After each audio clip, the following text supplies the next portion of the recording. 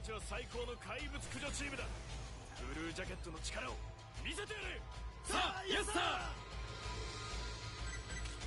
敵を近づけるな。射撃始め。この戦術で無数の怪物を倒してきた。こいつらも獲物に過ぎない。怪物風情、ブルージャケットにかなうかよ。怪物を率いるエイリアンがいるぞ。怪物のリーダーってわけか。エイリアンを近づけるな。エイリアンに近づかれると厄介だ。足を打って止めろ。また来たぞ。側面だ。側面が来るぞ。近づく前に止めればいい。それ必要はない。戦場で狙撃兵ほど恐ろしいものはない。分かったか。それにしても大軍だ。信長になった気分だぜ。私の戦いってやつだ。数が多いぞ。仕留めきれない。予想以上の大軍だ。冷静になれ。一体ずつ処理しろ。乱戦になったら最後だ。近づかれる前に止めろ。俺たちだけで止められる感じじゃないだろ。おりゃー、背後から来たぞ。後ろだ。後ろに気をつけろ。挟まれてるぞ。It did. And I love that they actually call it a mirage. It's weird how many weapons in the game are English words. Like, it's as if the game was always designed for an international audience, yet rarely gets a full one quickly.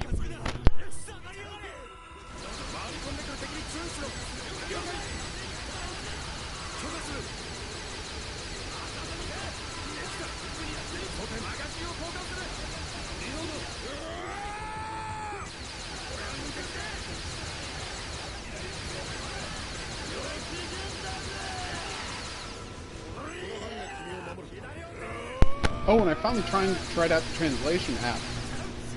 It works fantastically well. Like, I was blown away by how well it works.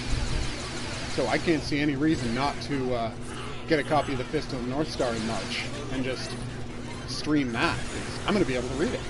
It's amazing.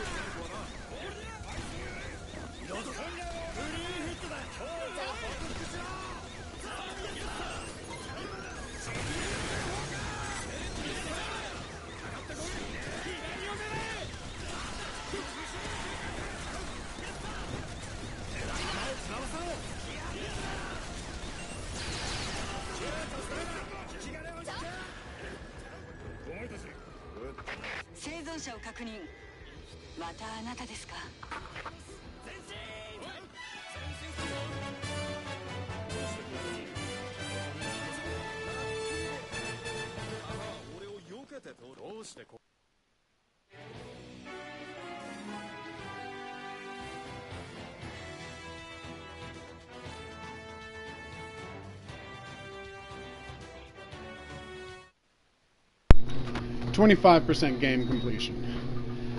Next trophy, 30% game completion." And so on and so forth.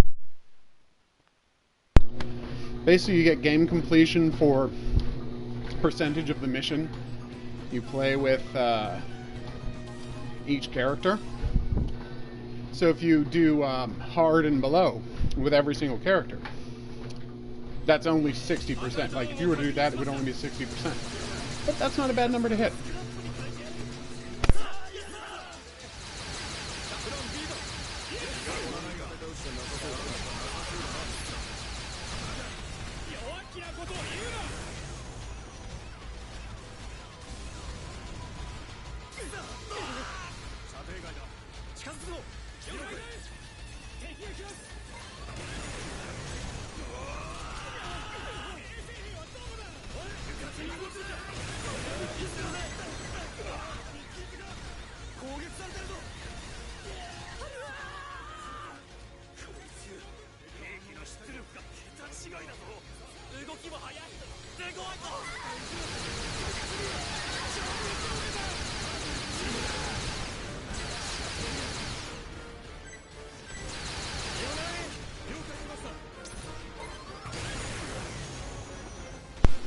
Yeah, notably they're introducing the red UFOs way earlier in the game than they did in previous games.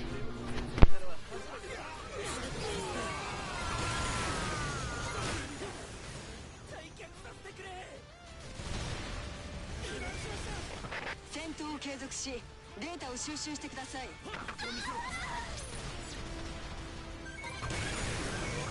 戦闘を続行しろ。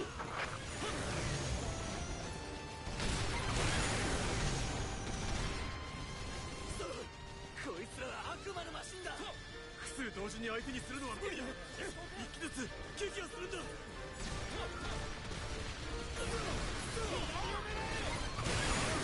大した腕だ。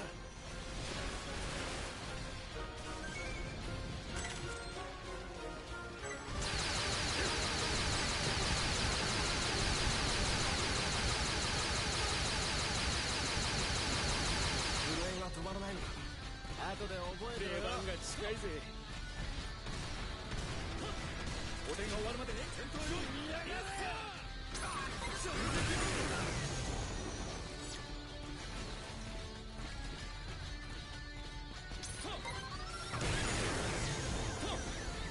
お前のおかげで生き延びたようだ。礼を言う。十分な戦果です。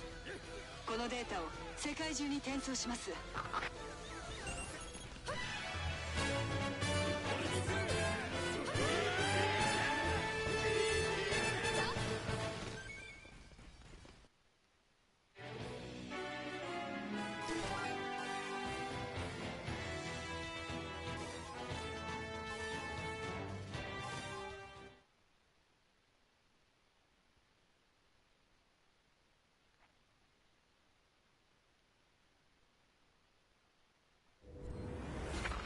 アイアンウォール作戦を開始する。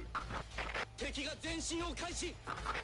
フェンサーとタンクで敵の前進を阻止する。 Well, I am using exclusively Inferno level weapons. Like, all of my weapons are level 70 to 80. こちらフェンサー。この壁を抜けられるものか。避難は終わっていない。後ろには無防備な民間人がいる。我々は鋼鉄の壁となり敵を防ぎ止めねばならない。俺たちが盾になる。狙撃班タイムリーにするぞ。ここは通さねえ。近づくやつは飛んで。敵は押し通るつもりだ。だが我々が許しはしない。ここは通行止めだ。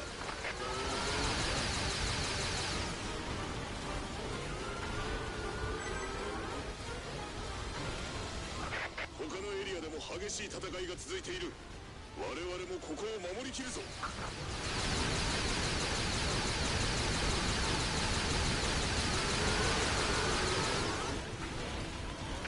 こちらスカウト。敵の揚陸船を確認。かなりの数です。揚陸船が来るぞ。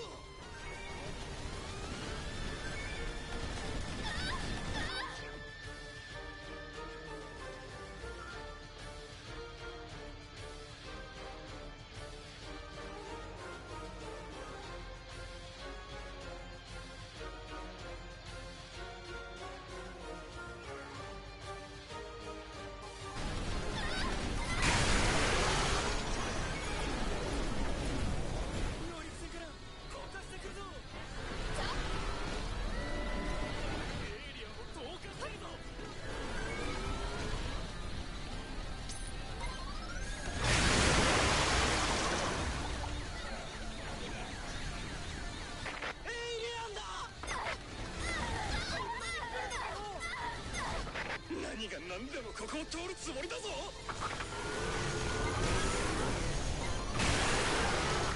エイリアンのやつら水に弱そうに見えるがそうでもないらしい。敵はこのエリアを集中的に攻撃し突破するつもりです。持ちこたえてください。むしろ生き生きしてやがる。このエリアが突破されれば防衛線が崩壊する。踏みとどまれ。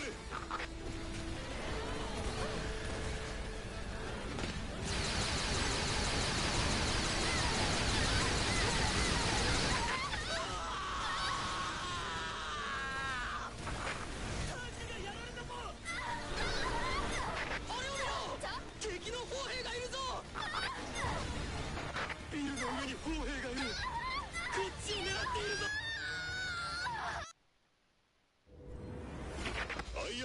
戦を開始する。敵が前進を開始。フェンサーとタンクで敵の前進を阻止する。お前もスナイパーか。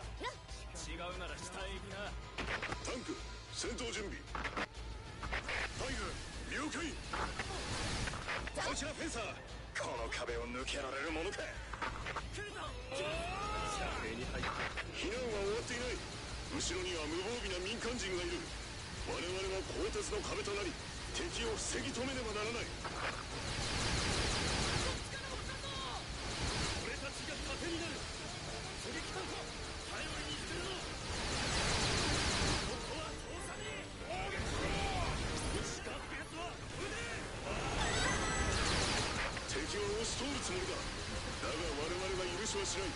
ここは通行止めだ。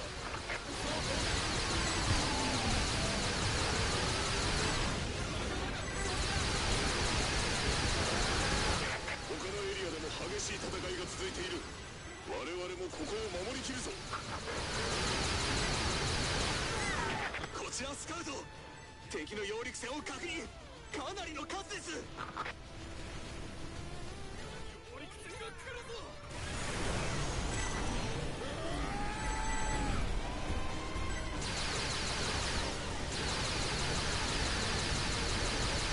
揚陸船から降下してくるぞ。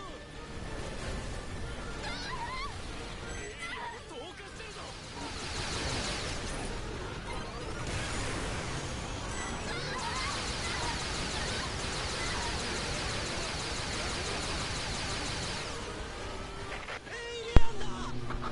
They've been assigned to guard City Hall, so if I let them get close, if I let the frogs get anywhere near, they will spring into action. And, you know, occasionally they hit something. There we go, Vigalta. You get it done. むしろ生き生きしてやがる。敵はこのエリアを集中的に攻撃し突破するつもりです。持ちこたえてください。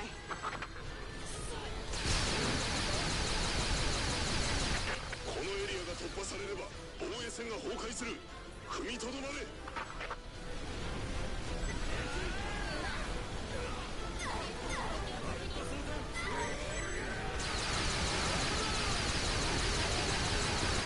れを見ろ。敵の砲兵がいるぞ。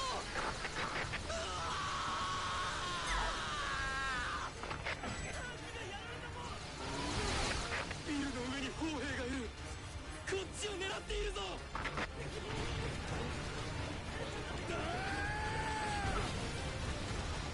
Yeah, that's what I'm using right now. The charge model. スナイパー気取りかよ。 It fires 40 bolts at once that do a couple of thousand damage each. And the longer you charge it, the more accurate it is. So if I just fire it, they go all everywhere. But if I charge it up, it accurately fires in a cone in front of me. It takes 1.5 energy, full energy meters to charge up all the way, but then you can pinpoint destroy anything at any distance, as far as I can tell. これ以上は守りきれません。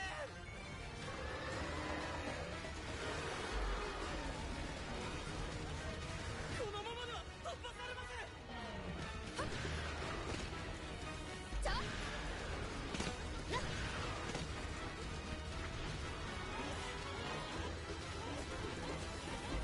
Ah, gotcha.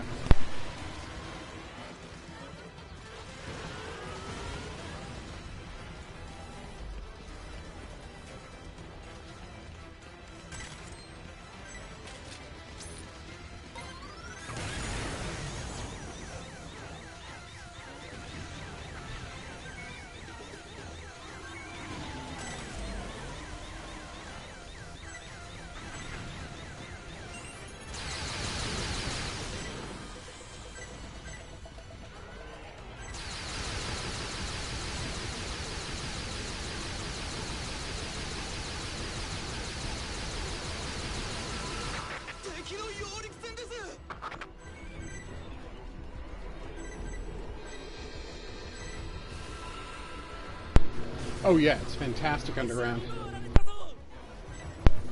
I've also got the short range thunder sniper that shoots rapid fire. That's fantastic. That's amazing on the ground.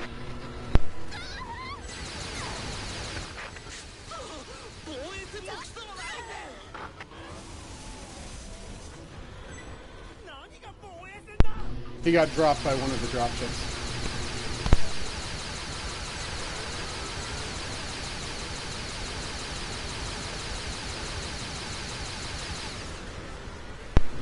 For relatively low-level people, that would be good too, who have just like a decent rocket launcher or a decent sniper rifle.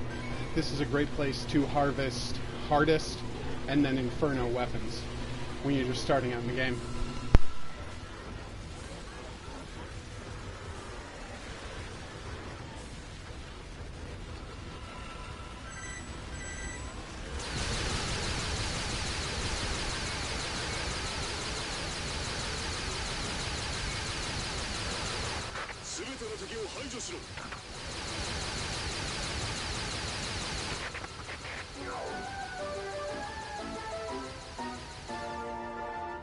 エイリアンとの交戦状態が続いており、経済は崩壊の危機を迎えています。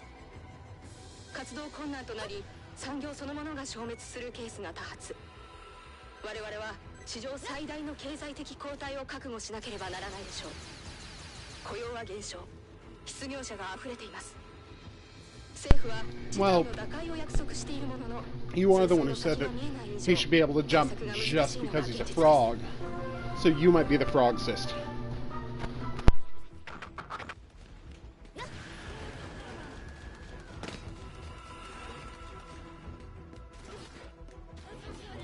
I mean, that's like saying all orcs are great at football.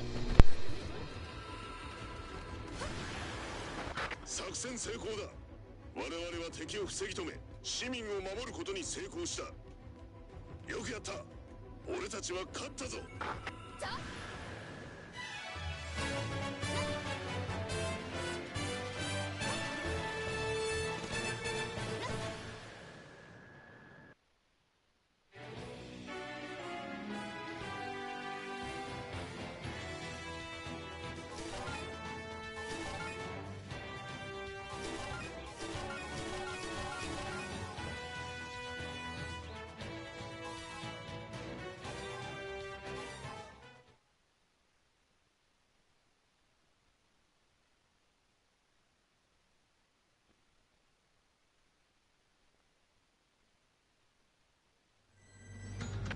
各チーム前進しろ。怪物だ。怪物がすぐ近くにいるぞ。何か横切ったぞ。空に何かいる。ドローンがいるぞ。砂嵐で視界が悪い。警戒を怠るな。許すな。怪物を排除しろ。敵の砂塵に紛れて基地に接近する。今なら敵に感知されにくいが、 I think it's caused by all the dust that kicked up when the fortress dug into the earth. But the game's not super clear on that. Or maybe it is, and I just don't understand the Japanese.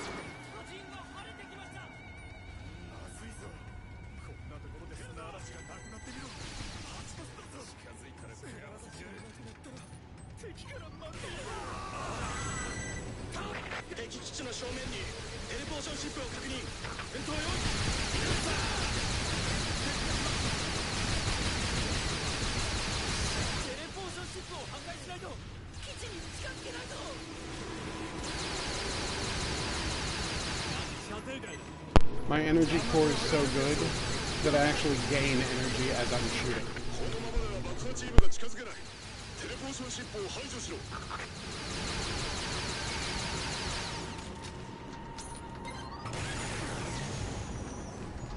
多いぞ、引きつけろ。こちら爆破チーム、テレポーションシップを排除してくれ。死ぬはずですか。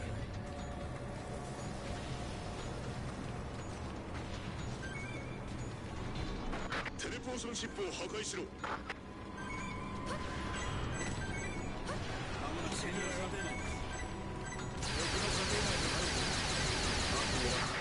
の揚陸船です。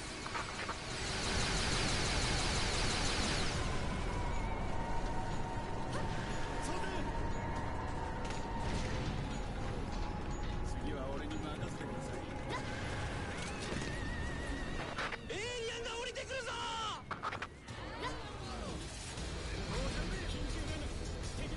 見ろ、怪物だ。エイリアンが怪物を呼んだ。今のは何だ。エイリアンは怪物をある程度コントロールすることができるようです。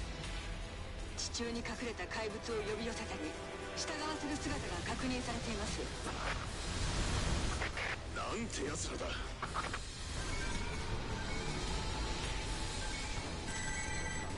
エイリアンを排除しろ。飛行物体接近。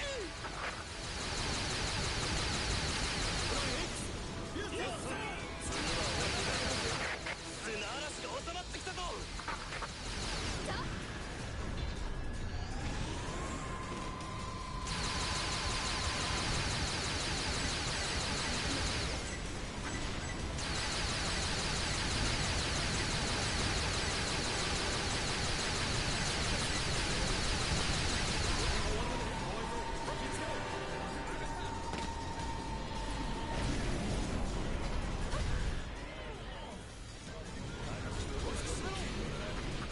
見てください、怪物です。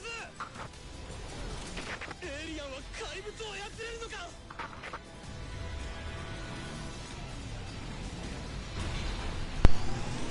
I'm blown away by the 成功すれば games that are open to me now because of this translation thing. Finally going to be able to play Yakuza Kenzan. まもなく攻撃部隊の配置につ I can get obscure, weird Japanese horror 戦 games. 車で破壊する。 It's pretty fantastic. So, whether or not Google is evil, I certainly appreciate them doing this one for me. 基地に接近して爆弾を設置する。周囲の敵を排除してくれ。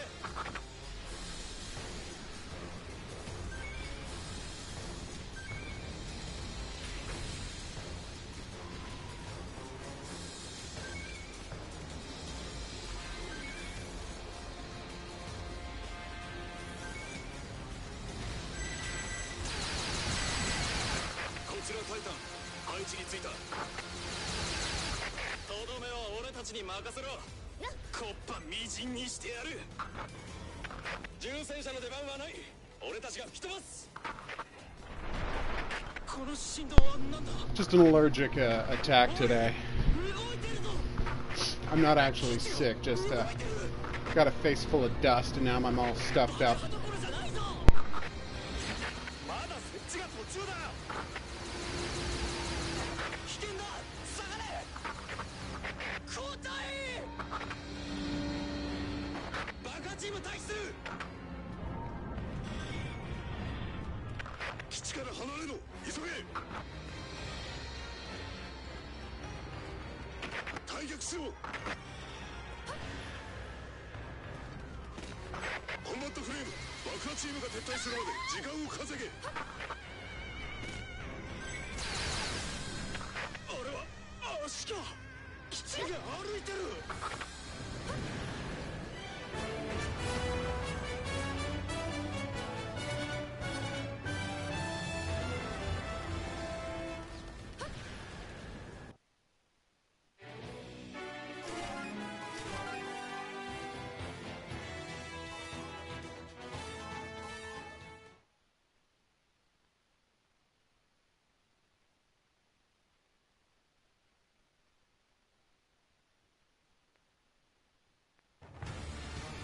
敵の基地がこっちに来るぞ。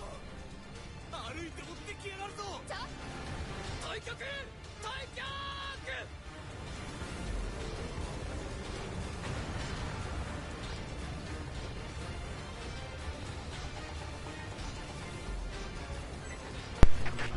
Always and forever,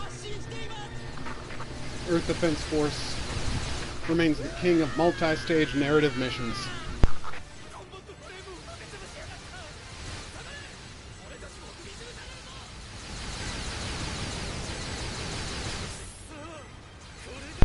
Well, unless you're playing on easy, in which case the first Vigalta can generally just wrap up the whole mission by itself.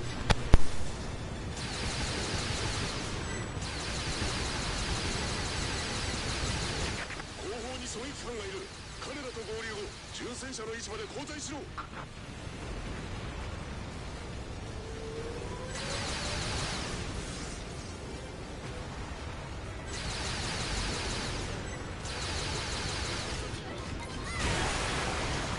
イリアンがこっちに来ます。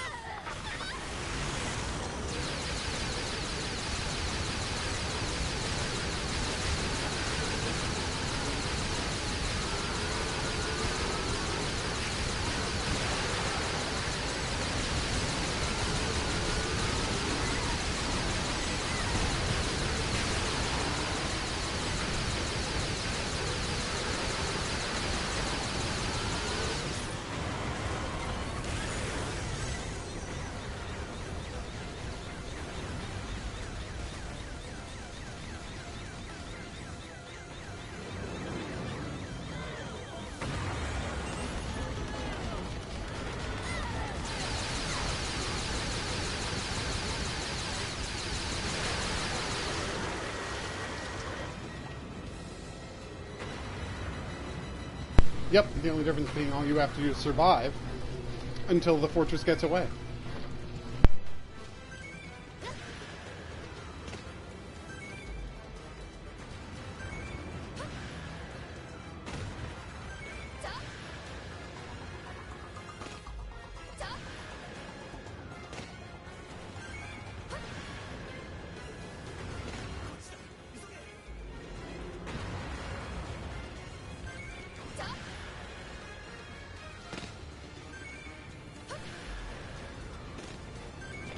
歩兵は重戦車の後方に移動しろ。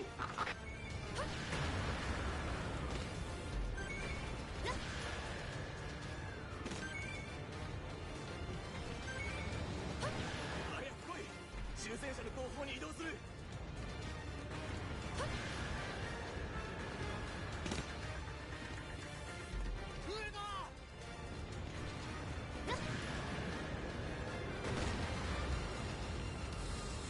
後ろまで後退するぞ。俺たちについてこい。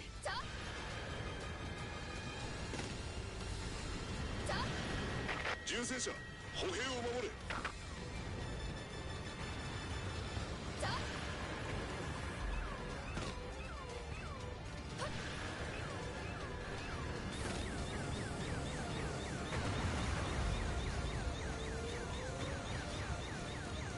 基地の砲台が動き出したぞ。敵の砲撃か。激しい砲撃にさらされています。この俺は全滅です。重戦車、攻撃を開始せよ。重戦車、敵基地を狙え。レクイエム砲、撃て。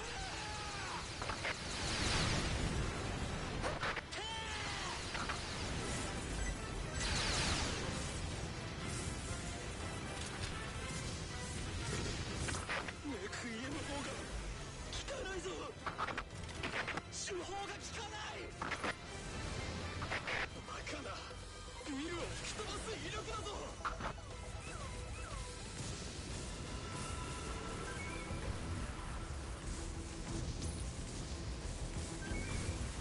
エイリアンが降りてきた。敵が来るぞ。歩兵は重戦車を支援しろ。フォーメーション。歩兵を守りつつ砲撃する。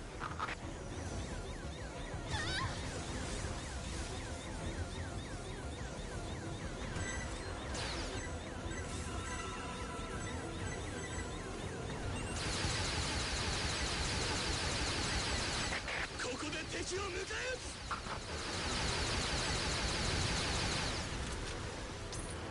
ウィングダイバー前進しろ。つタイタンを守れ。こちらフェンサー2、これより突入する。エイリアンを始末するしか助かる道はない。行くぞ。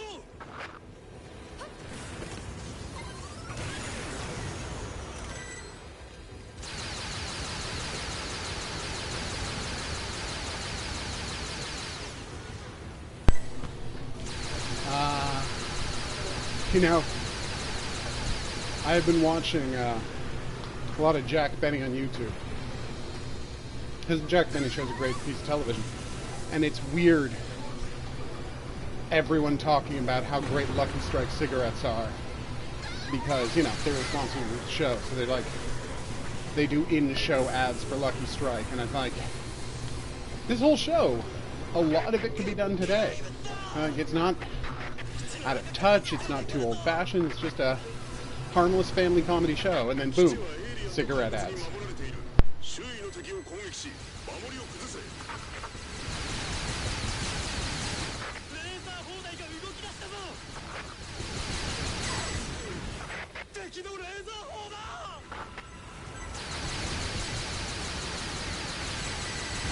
間もなく救護車両が到着する。負傷者は登場しろ。レンジャー16、配置につきました。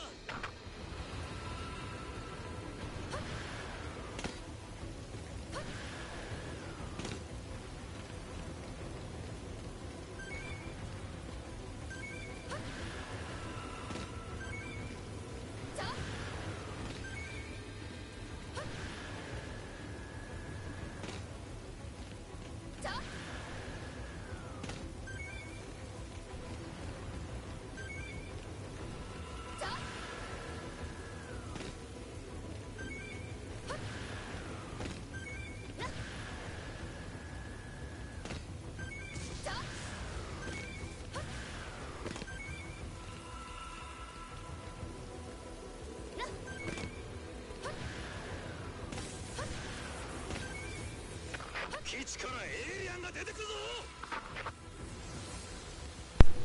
Well, you can't legislate against self-destructiveness is the real issue.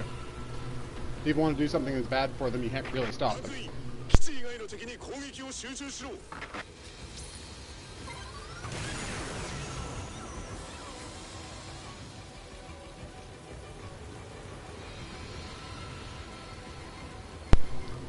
That being said, though, the Yul Brenner ad is freaky as hell.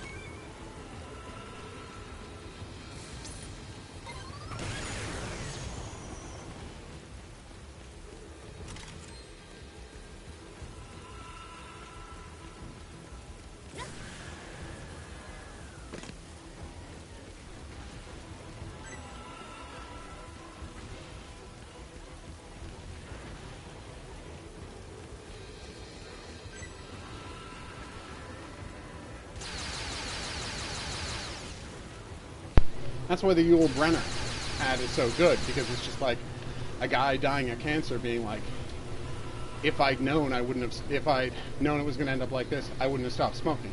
It's like the testimonials from people who jump off the Golden Gate Bridge and survive, and all of them are like, yeah, that was the stupidest thing I ever did.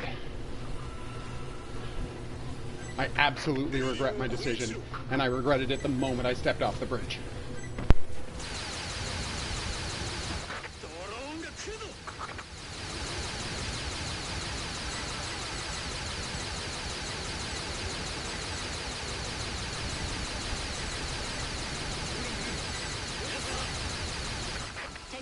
損傷は認められません。これ以上の攻撃は無意味と判断します。そんな悠長な状況ではない。部隊は壊滅寸前だ。やっ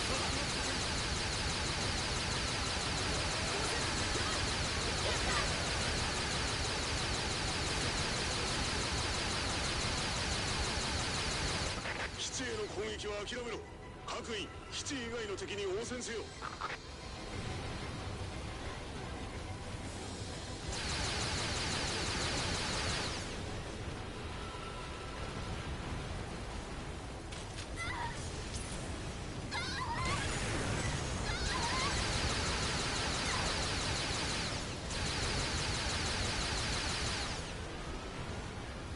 Yay, my backup finally got here.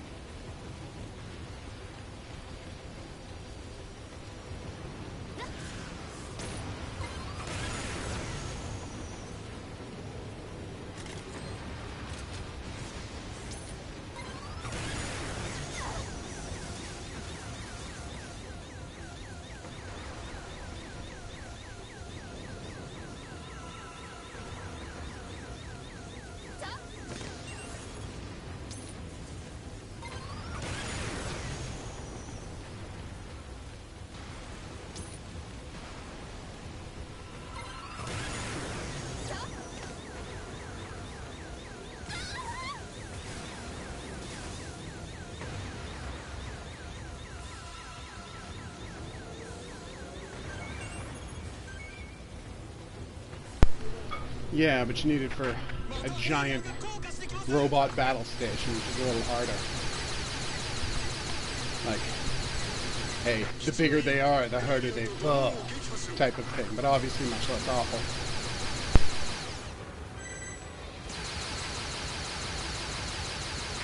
このままだと全滅だ。歩兵部隊、周囲の敵を排除しろ。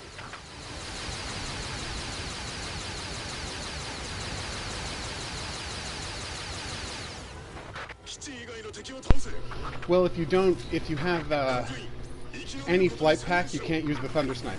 You can only use it with this pack. Also, unlimited 15 target firing is pretty awesome.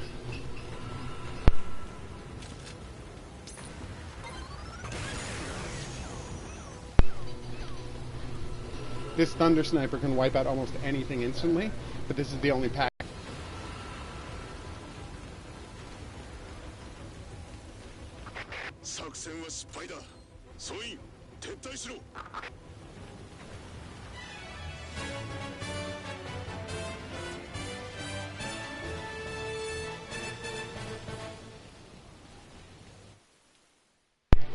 No. Winged Diver has a lot of perfectly good weapons that she can fly with. It's just the truly high-end weapons you either need A, to use the no-fly pack, or B, let's see, where is it? You need to bring along an air raider who can pin an unlimited energy thing to your back.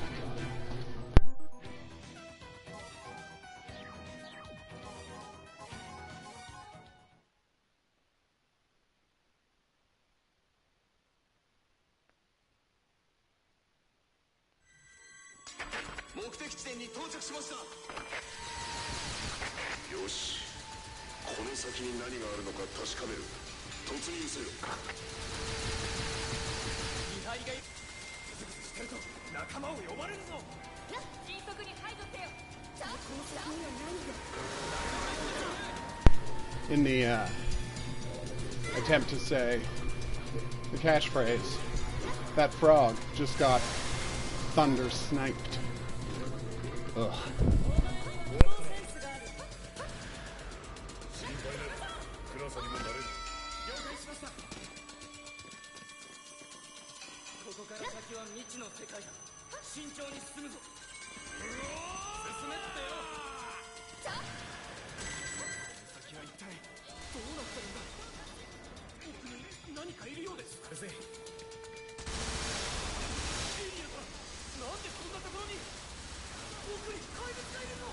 That's true, but I think they thought Winged Diver was way too powerful.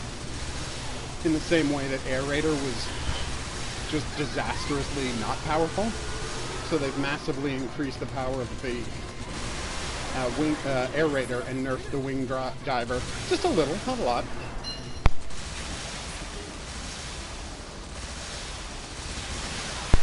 Because, I mean, that Ultimate Thunder Sniper is literally the only weapon that you have to use this pack to wield. You can do everything else.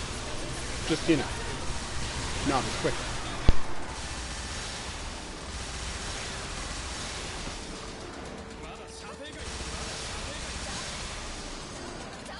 One thing I miss about 4.1 is the pitch black tunnels and how they look when you use energy weapons in them. So gorgeous.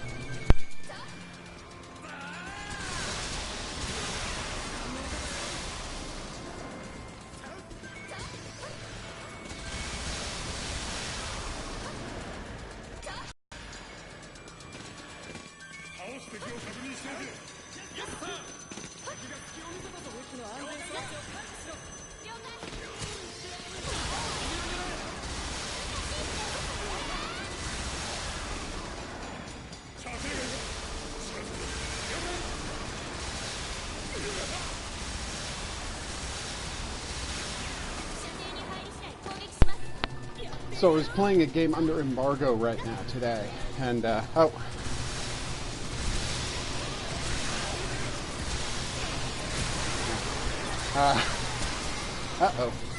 that's bad.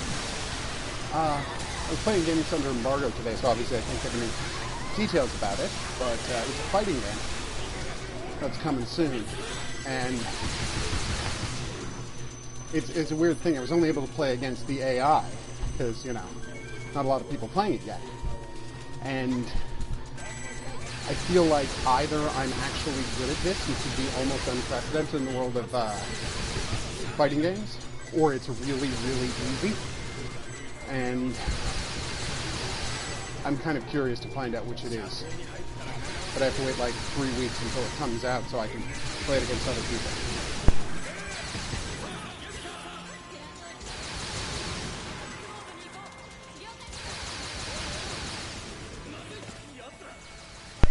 Oh yeah, I'm allowed to say what the name of the game is, because it's, like if it was a game that wasn't out anywhere, or no one had heard of, it would be one thing, but it's the PS4 version of a Vita fighting game. I'm just going to check the title.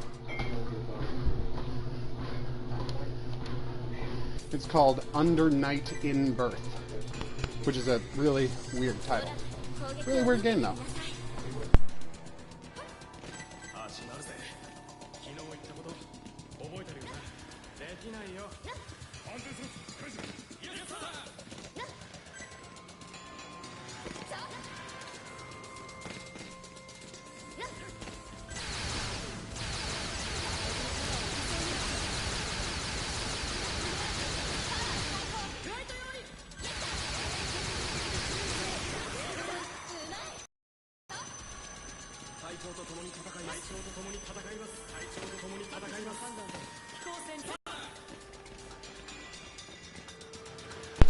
I suddenly see the downside in playing as a wing diver who can't fly.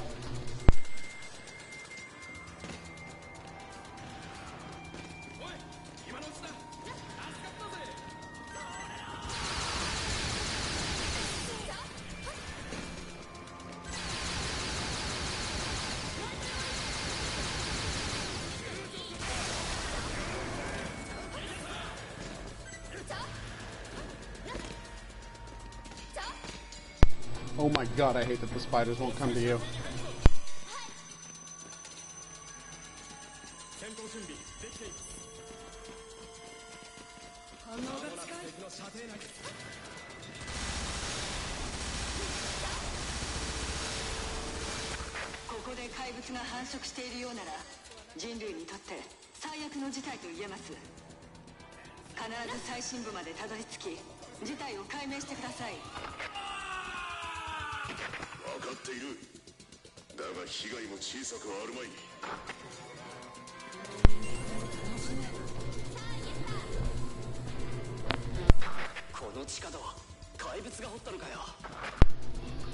Well, you say that, but the Mirage 15, the soldiers didn't have anything on the Mirage 15, and a multi-tracking 15-lock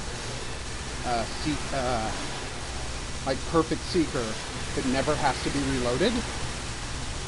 Like, I love the soldier can't deliver anything like that.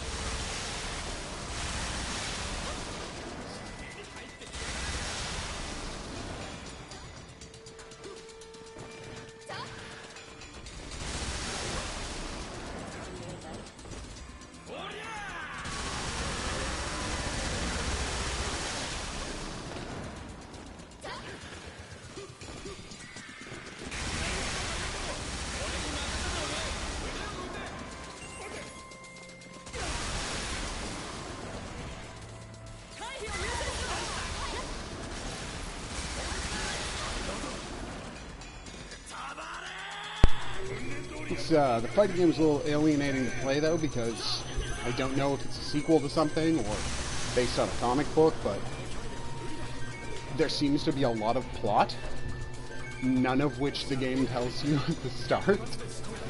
So I go through the story mode, and these characters are having elaborate conversations about each other and the sci-fi, well, urban fantasy world of the game. And I'm like, nope. This is all gibberish to me. It's quite weird. Fun game, though.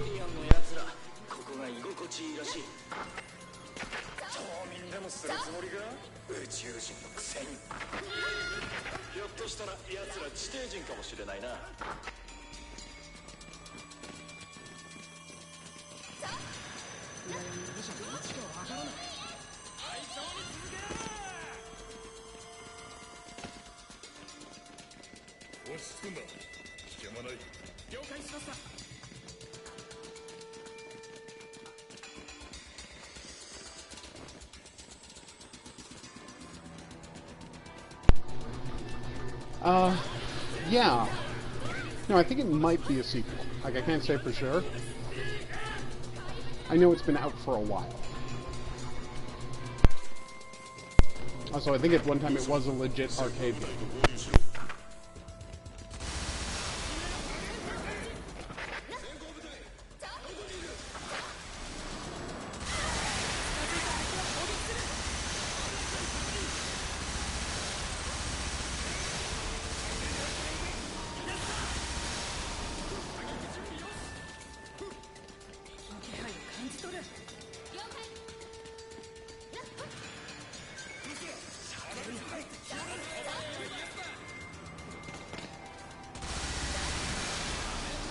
I'll check.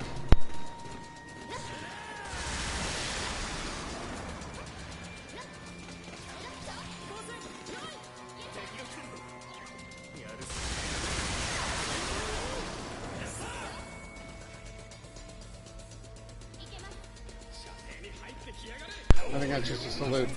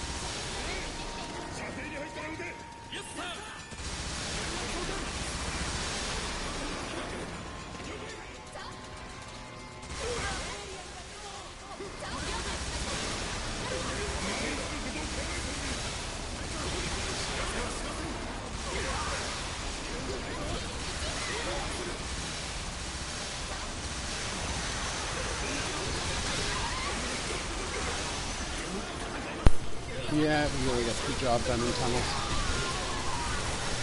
To a ridiculous extent. I think I'm just going to do all of the underground missions in a row.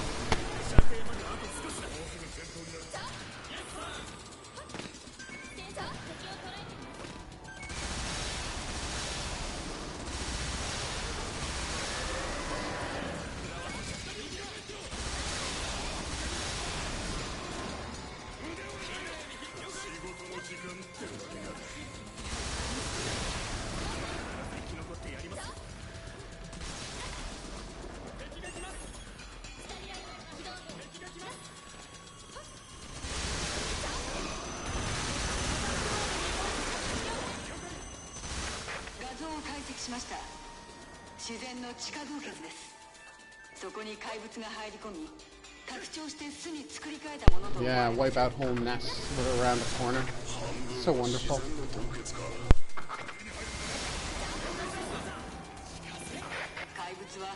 どこにでも巣を作れるわけではないということかもしれません。ならば、ここを潰せば当面の危機は去る。高センスはない。洞窟はまだ先があるようだ。この洞窟、どこまで続いてるんだ。これだけ降りてもまだ先があるなんて。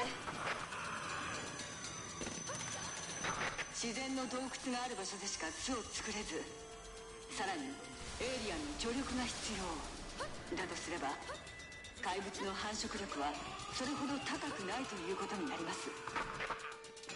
人類にとって朗報だ。怪物駆除の先が見えたな。この作戦の成功を祈ります。後続部隊が到着した。合流せ。間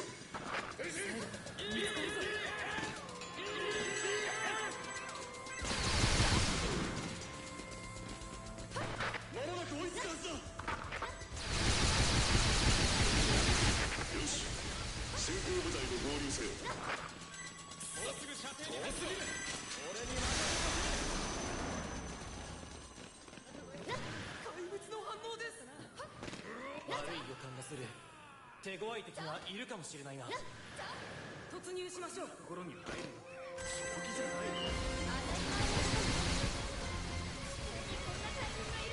生き残ってやりますよ。エイリアンもいるぞ。仕事の時間ってわけか。頼りにするぜ。相棒を気を引き締める。イエスサー。数が多すぎる。敵との距離を確認しろ。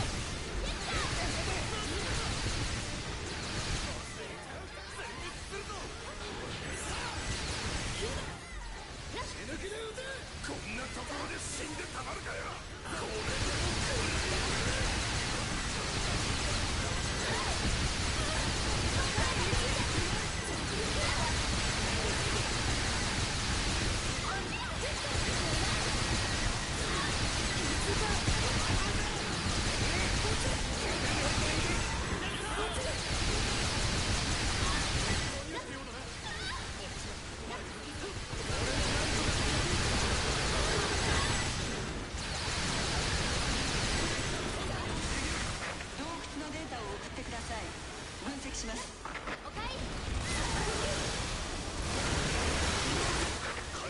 もしておくわけにはいかない。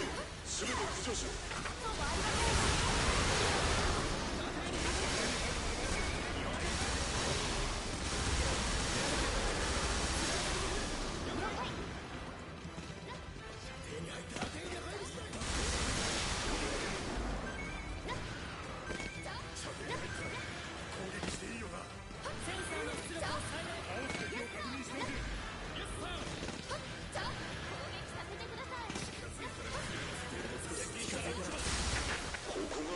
の最深部なのか。洞窟はまだ先があるようです。よし。That's a pretty shocking admission you just made. 作戦を続行する。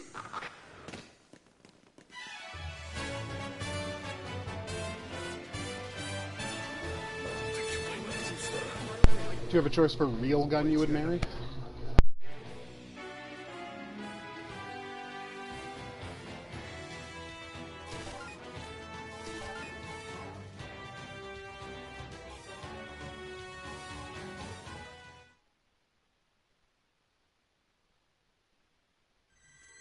ルートは頭に叩き込んである。ついてこい。イエスだ。周辺を確保するぞ。火炎放射器で道を開ける。援護しろ。任せろ。戦闘開始だ。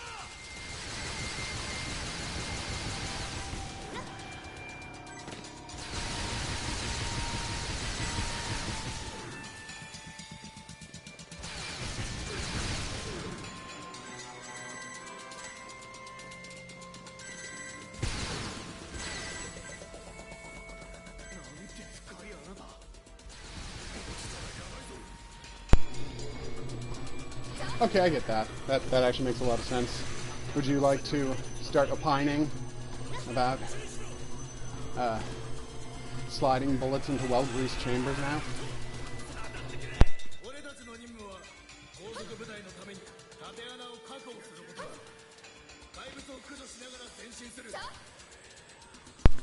There's a lot of great stuff in Snake Eater. It's an unbelievably good game in every way. But maybe my favorite stuff is how much time it spends on the origin of Ocelot's love of the Colt Single Action Army.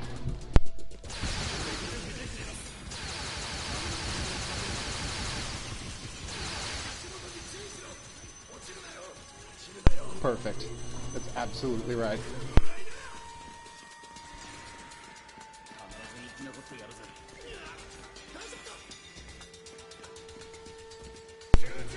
Also, Ocelot is almost the best part of Phantom Pain.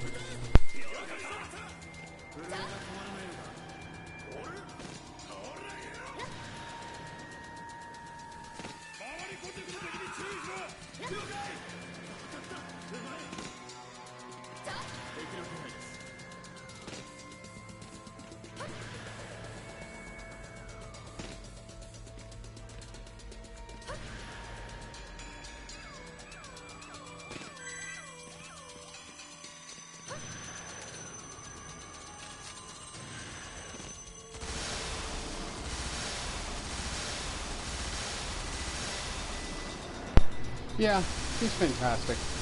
Don't know if he's my favorite, but he is just amazing in every way.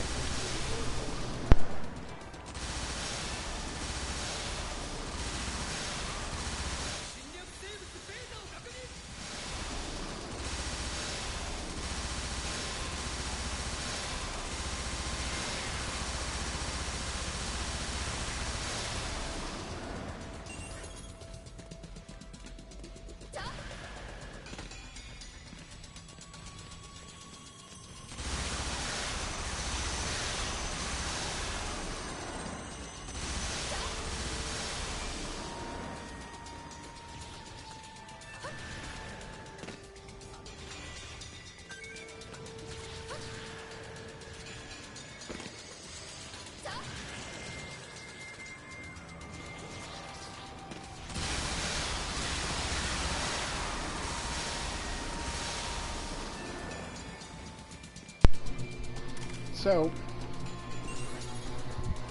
the Sorrow in Metal Gear Solid 3. If, as the, no, that's true. I really like Raiden. I know that's crazy, but I loved him in his own game so much. And he's pretty good in 2 as well, but I love him in his own game. Also, you know, big boss. But yeah, if you're talking villains, recurring character things, I mean, Ocelot's almost certainly the best. But so if Metal Gear Solid 3 is a VR simulation that Solid Snake, sorry, not the Solid Snake, that Venom Snake is doing in order to be brainwashed into becoming the new big boss. Like, is the Sorrow fight something they made up? Or is it a hallucination that happened to Big Boss that he reported and they recreated? Or is it just a thing they reported because ghosts are really real in that world? I just don't know what it means. They said vamp wasn't magic, so... Although vamp is obviously magic. Come on.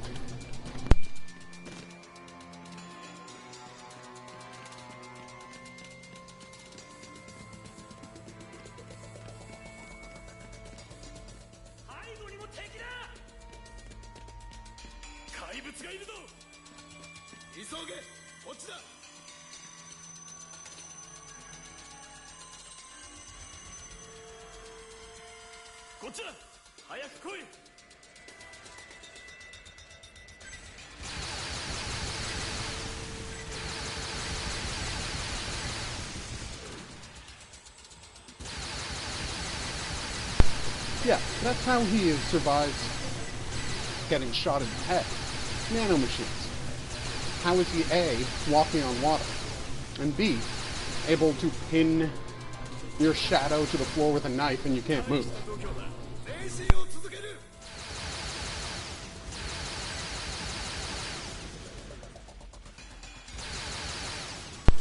Throat parasites were awesome.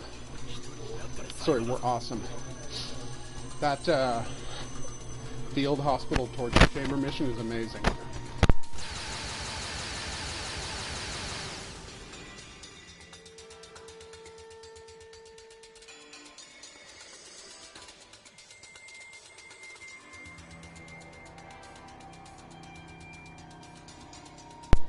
I don't understand why Hideo Kojima was so timid about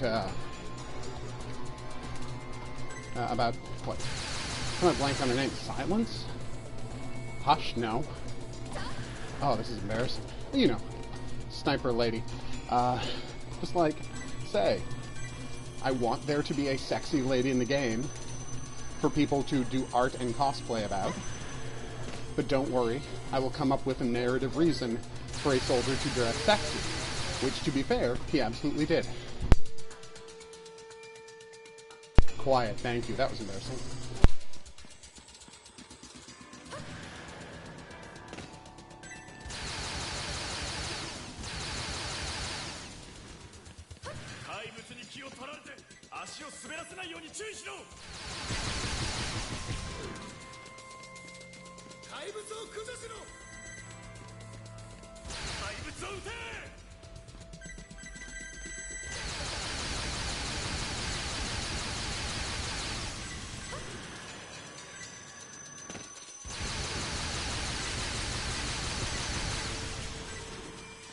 I probably should not have abandoned my team.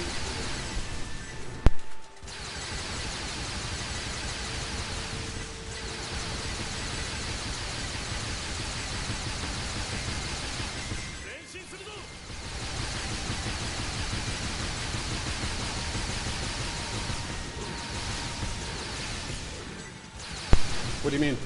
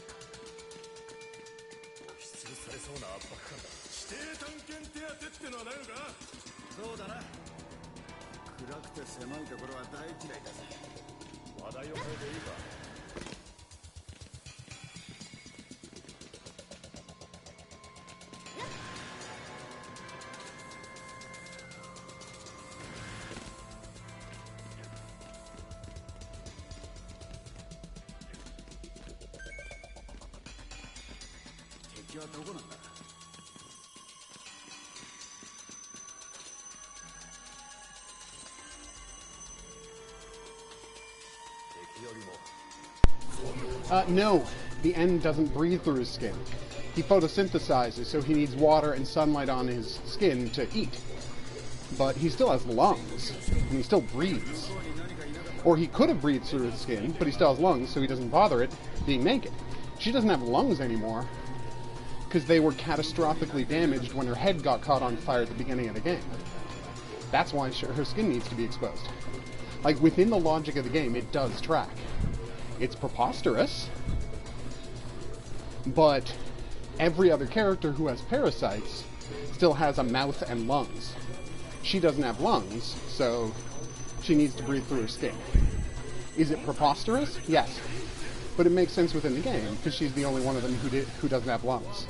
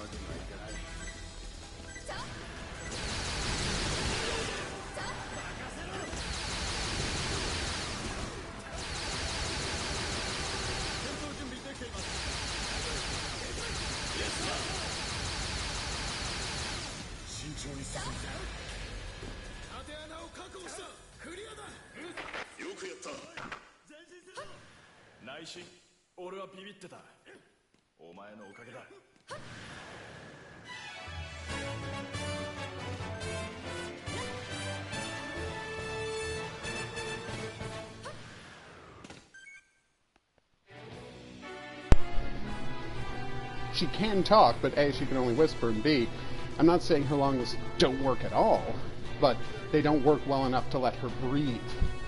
I'm sure she can just inhale just enough to speak, but they don't correctly move oxygen through her.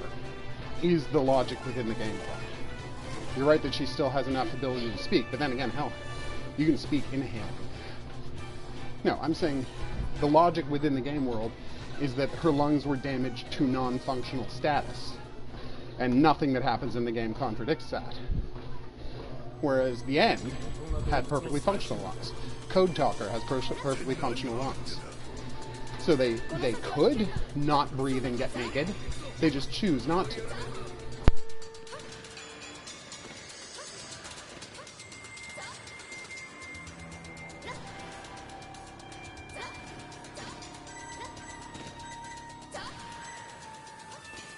Because remember, talking is the action of expelling... Wait a minute, yeah. Expelling air and modulating with your vocal cords. No one says that the muscles around her lungs that allow them to expand and contract don't work. Just the lungs don't function to move oxygen into her bloodstream anymore.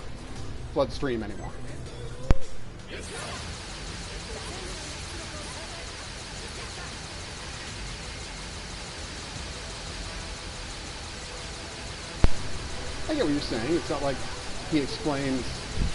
I was about to say... It's not like he explains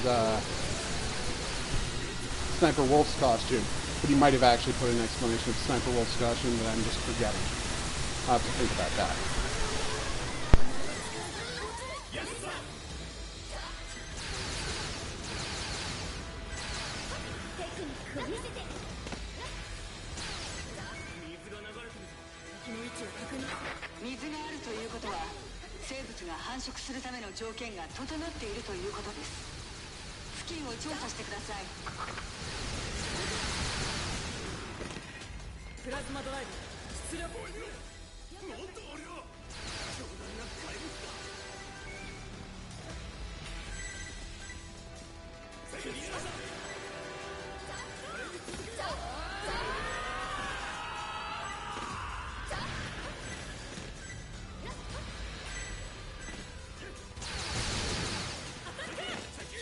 Oh, I'm not denying that was a deeply stupid thing to say. He just should have said, we need there to be a sexy costume in the game. There will be an explanation for it. Both of those things are accurate, and I think he would have gotten away with it just fine. That whole, you'll be ashamed, that's a ridiculous thing to say. And it's the kind of thing where it's like, I want to hope that was a bad translation, but he might have said it in English.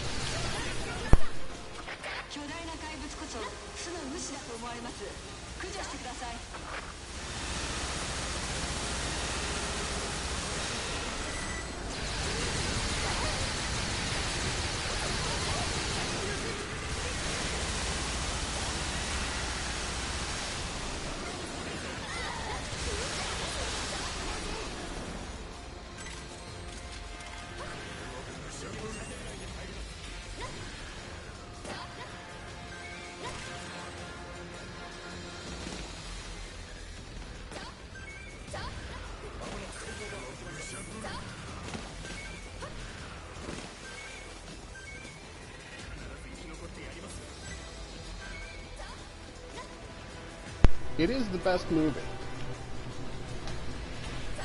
It might even be Paul Verhoeven's best movie if RoboCop didn't exist.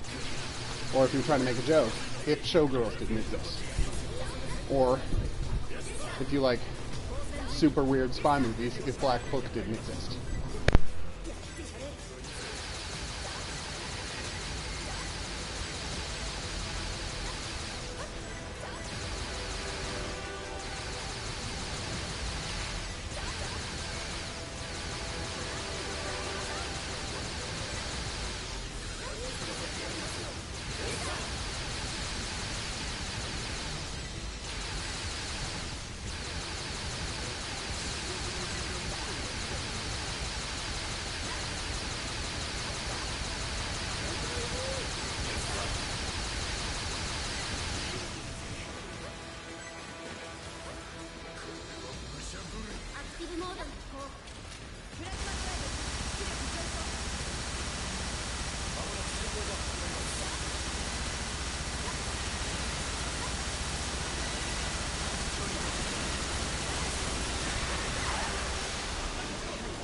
Wait, did Paul Verhoeven make Basic Instinct?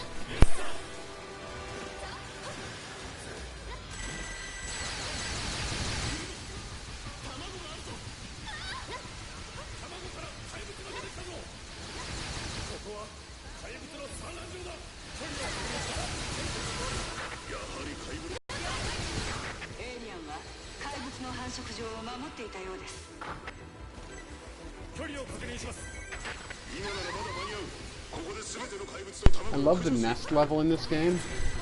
The problem with nest levels in other EDFs is that the queens would always be locked away in a tiny room, and there would just be this little window to get in there, and on higher difficulty levels, that window would always be flooded with acid. So frustrating.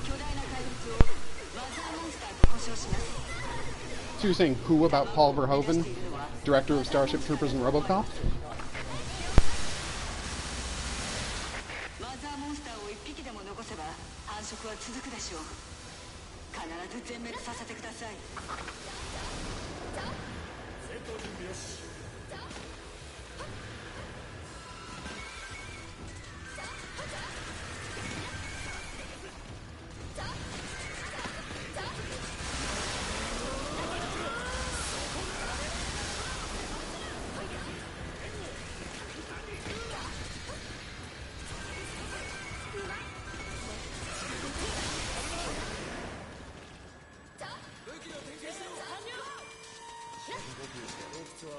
Okay, he did do Basic Instinct. Thanks for checking. I thought it was him, and it kind of makes you wonder, is there a satirical level to Basic Instinct? Huh.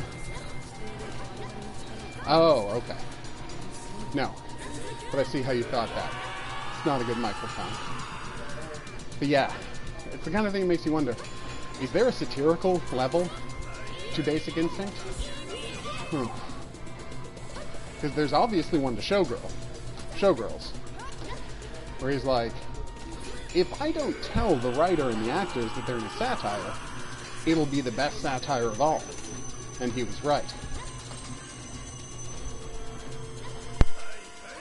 I am. I'm running on a treadmill and out of breath. And it's a bad microphone. Really, it's not an ideal way to communicate with people. I don't know why people are always saying you should try to communicate with people while on a treadmill through a bad microphone. They're crazy.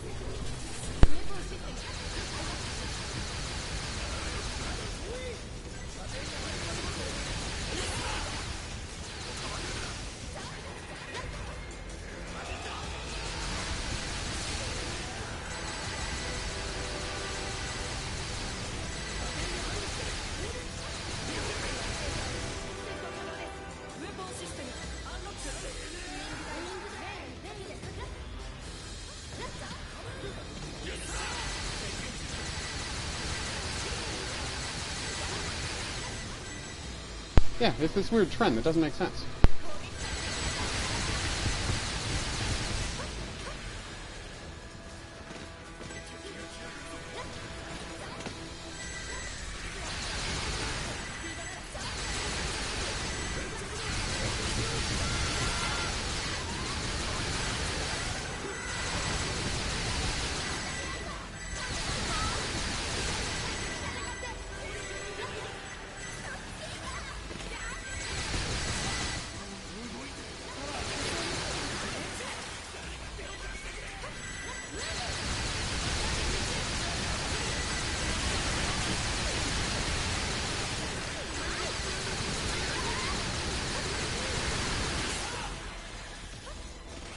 Oh my god, the Mirage 15 is so effective that I never even saw an egg. They just all got wiped out. That's amazing. 非常に意義のある勝利です。このデータを世界中に転送します。周辺エリアは怪物の脅威から解放されるでしょう。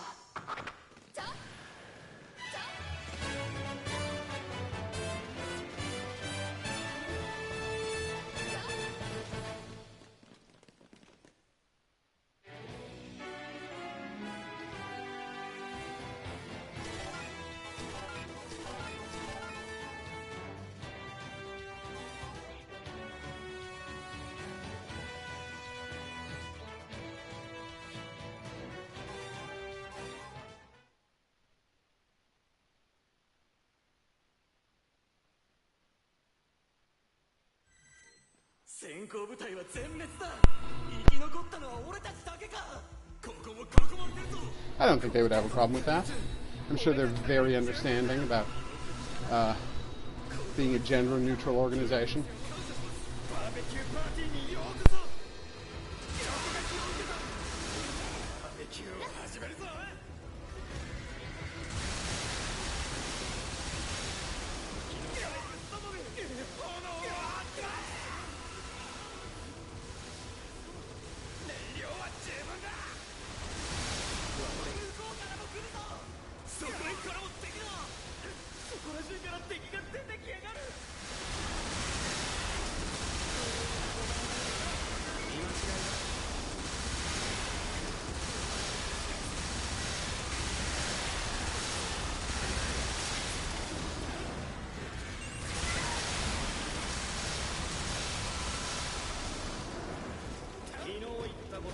There's nothing wrong with wanting to wear straight male, an outfit with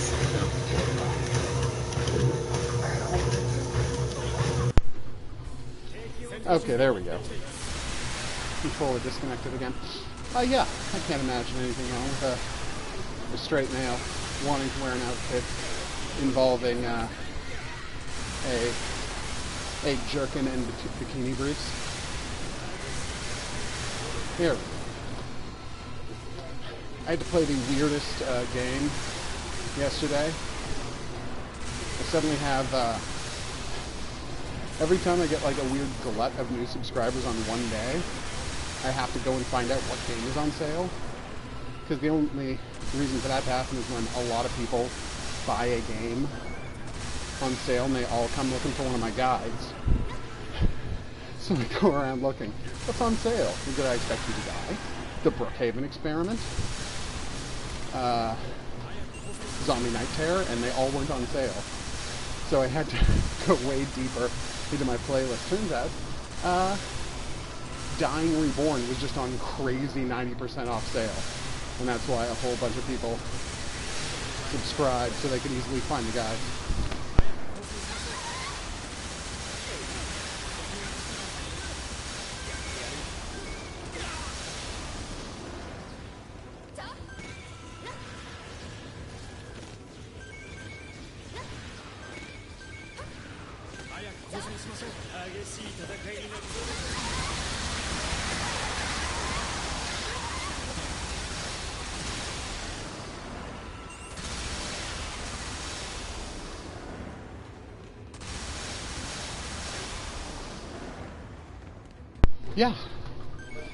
Yeah, we're getting close.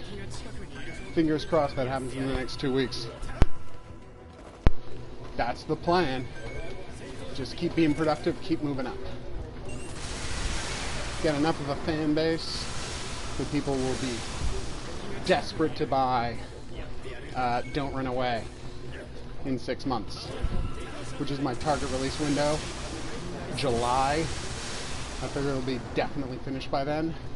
And July is when no new games come out, so perfect release window for a weird critical experiment / visual novel.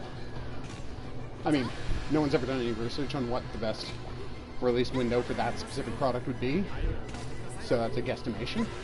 But it's my guesstimation, and I feel pretty good about it.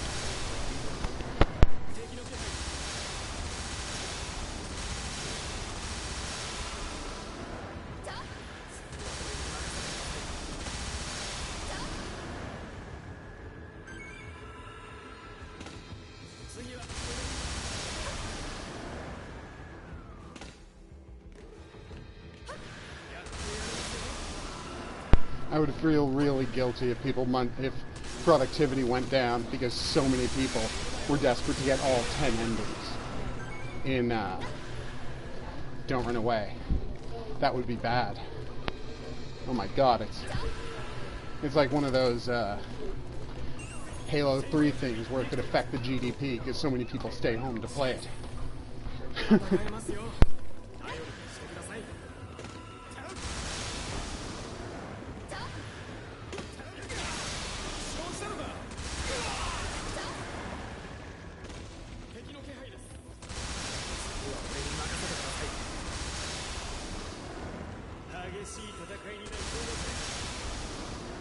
Well, I've got my agent putting calls out to find out when the hell I'm getting paid, so yeah, we should be able to get the art started, you know, this month, which means I gotta go find some artists. But that's not hard, that's what the internet's for.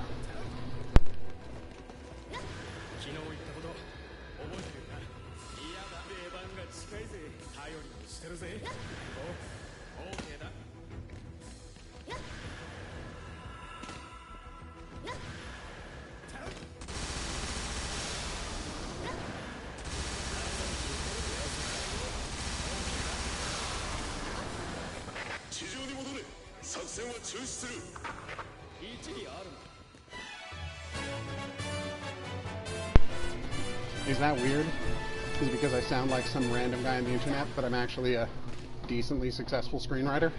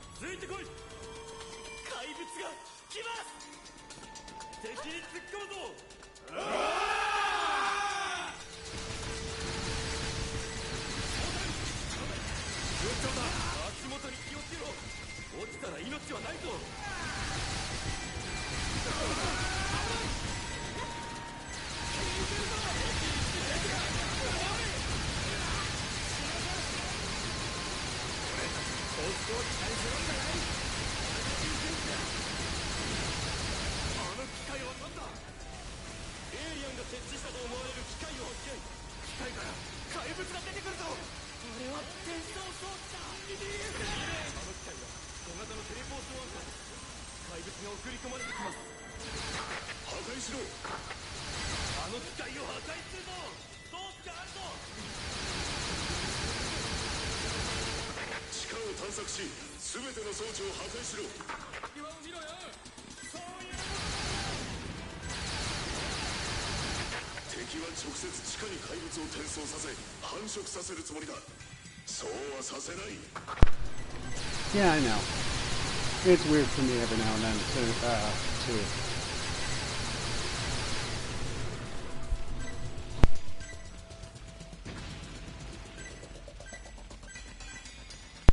It's not a normal everyday activity. Like, I work in the field and I only know, you know, a few people who have agents who they deal with regularly.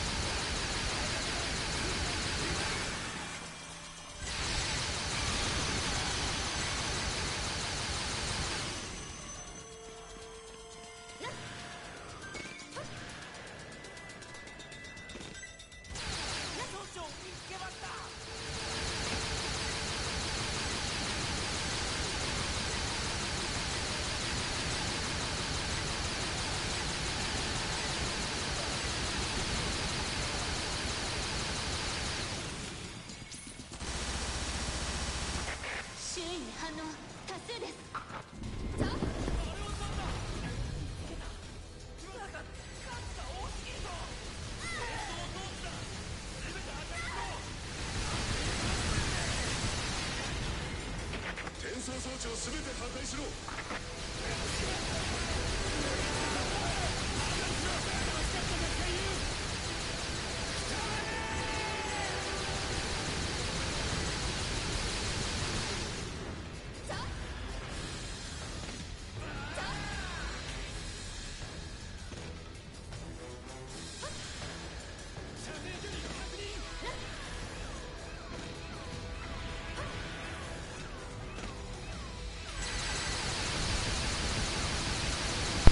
Shin Godzilla. That's... I don't even know how you could ask that question. Of course, Shin Godzilla.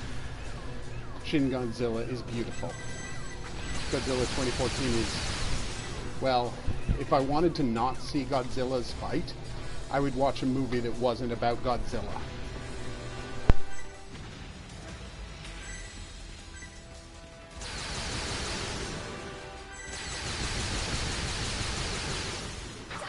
装装置を破壊し全ての怪物を駆除しろ。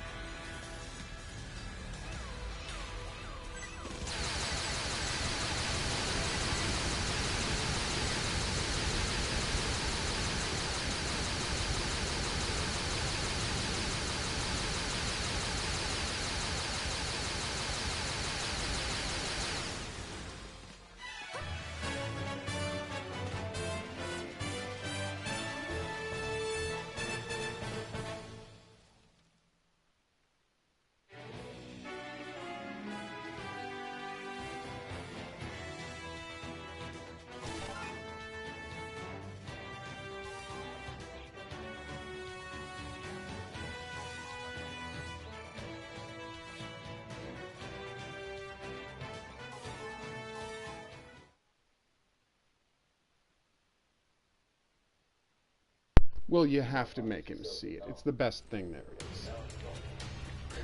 It's just fantastic. Oh my god. Yeah.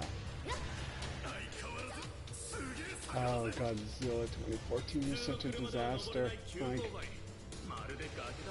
the dialogue in that movie, where someone's like, I can't believe the giant cockroach is alive. We had no idea it was alive. I mean, we vivisected it.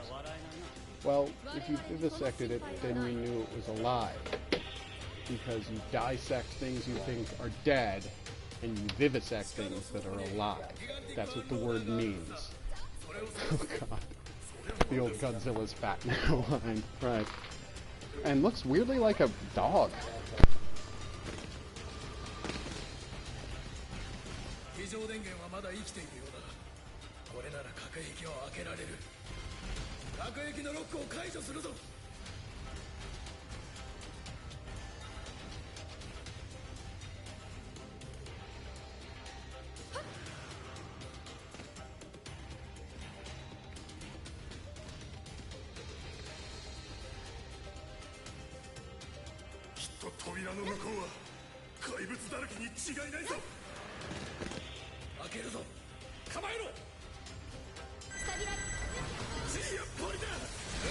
Yep. Exactly right.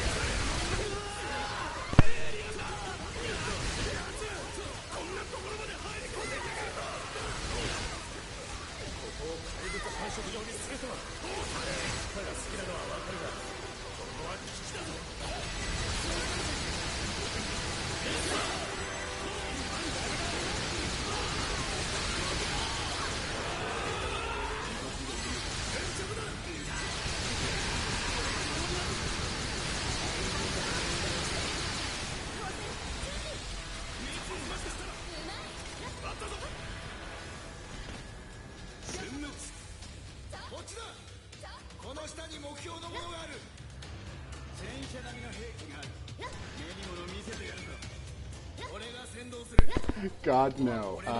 For the podcast, we did a project where, because we had the suspicion that it was the most over-edited film in history, like that it had more cuts per second, like a shorter average shot length than any other movie in history. And so I actually did a shot count of the film. I got a clicker, watched the film at 1/4 speed, and just counted every shot in the movie. It took me like 8 hours. And it turns out it was the most over-edited film in history. You know what? I'm thinking of you're right, I'm thinking of, what was it, Endgame? Honestly, all of the Resident Evil titles run together for me. Revelations is the one on the boat, right? It's on the boat. I didn't much like it, but I kind of enjoyed Revelations 2, if that's the one I'm thinking of. Revelations really disappointed me. Right? You know, I'm thinking of Resident Evil: The Final Chapter is the name of the movie. I don't know how I got those confused. I apologize. But anyway, as I was saying, the one in the boat really bothered me because I thought there was a lot of potential Yeah, okay, that one. There was so much potential in the raid mode, you know, where you just did, where you just fought enemies in tight situations. I really liked that mode, but it got bogged down in all of this, like, online free-to-play kind of nonsense where you had to, like, randomly get weapons and unlock the weapons, and you had to level up enough to use the weapons you found. Like, I thought I'll do the thing where I play an early level on a really hard difficulty and just get a couple of good weapons like I do in EDF. And so I did that, and I muscled my way through a couple of the early levels on super hard difficulty. And then the game's like, you're not level 24, you can't have this assault rifle, sorry, come back in 16 hours. And then I was like, or instead, I'll just never play this game again. So that's what I did.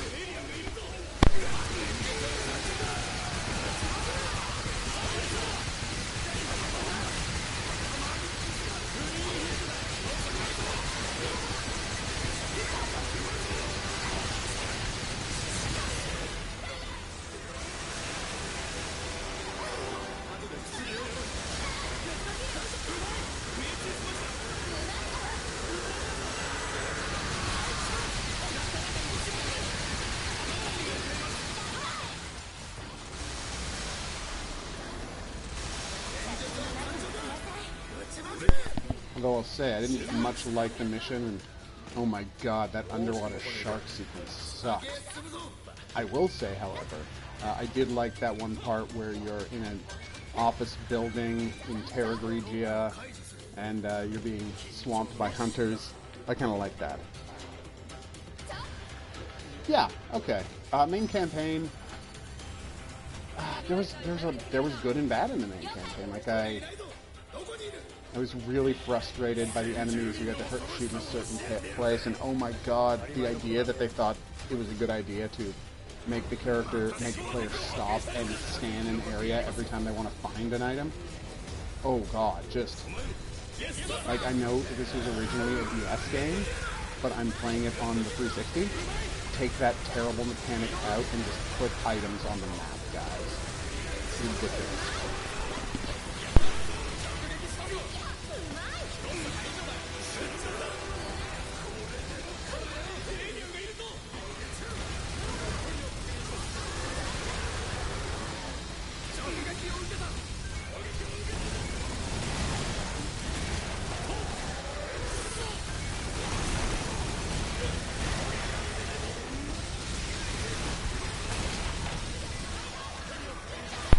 It's weird, I don't multiplayer either, but I do like, you know, arena modes and combat sub-things like mercenary style.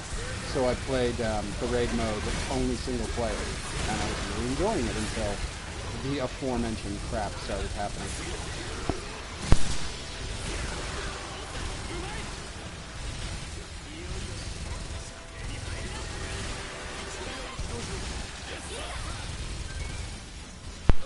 So that was the game that really made me think that they needed to move on story-wise, and there are way too many founders of Umbrella out there.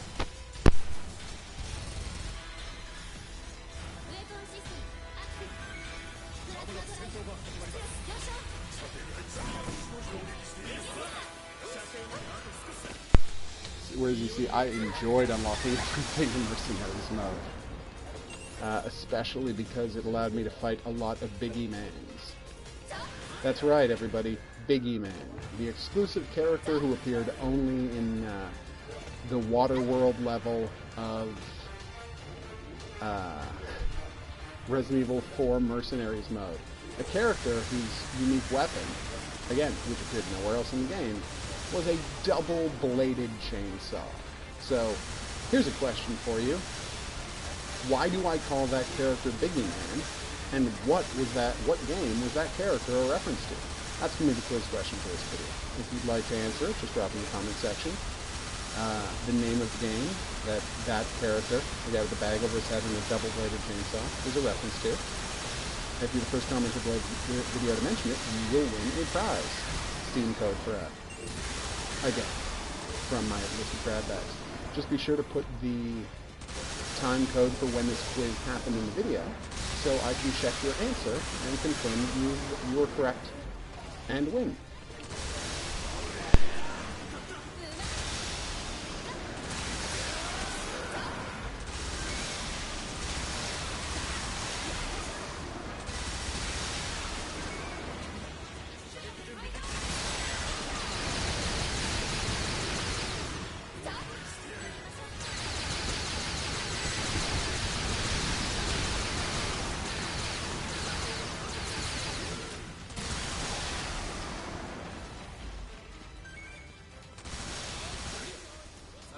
You think that quiz is too easy?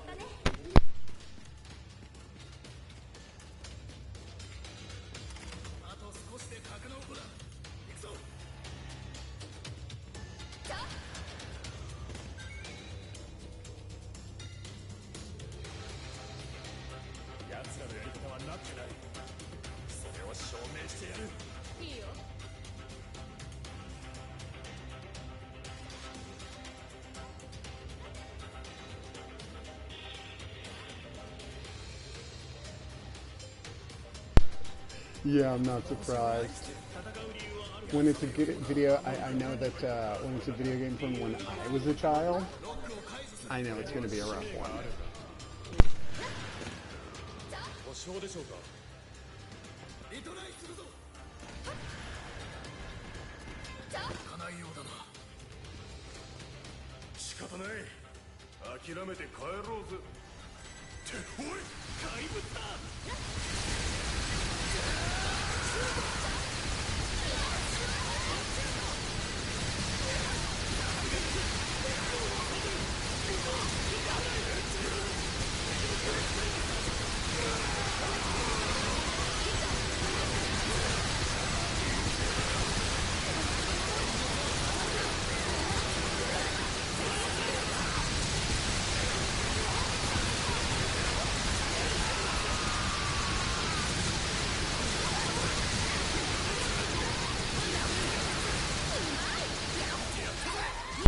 It was not, but it did inspire a screenplay outline that I fully intend to turn into a full screenplay one day. So I will always love it a little. And honestly, I'm glad that they made a new one, even if it wasn't very good. Especially because I like those developers. Although I think that was the last game they made because it didn't sell well and they probably crashed and burned right afterwards. Which makes me super sad now to think about it. But yeah, could have been a lot better. I remember renting that game the day it came out because, of course, big fan of the series. Got it home, popped it into the disk drive, and just didn't work. And the store had put the PS3 version in the Xbox box. I mean, it wasn't a problem. They still had the other one at the store, so I could just go back and get it. But that is my big takeaway memory of that video game. A mild inconvenience the time I tried to rent it, which I think says more about that game than anything else. Or the fact that there was a timed level, and idiotically, you're supposed to kill every monster in that game's finishing moves, because they're, you know, bloody and gruesome, and sometimes look cool. But you're supposed to, like, that's what the game wants you to do. There's a timed level, and idiotically, the developers forgot to make it so the time stops when you're doing a finishing move, and all the finishing moves take like 10 seconds to do. They should have, yeah. But it would never occur to me to ask. I'm Canadian. Anyway, so like all the finishing moves take like 10 seconds to do. So if you played the game properly and did finishing moves to all the monsters, you would not be able to finish the time section because they did not test this game well. Really frustrating, though. Yeah, super frustrating. So when you got to the thing, you had to fight all of these giant monsters, and when they went into crippled mode, you just had to, like, keep doing light punches on them until they just died. It just sucked.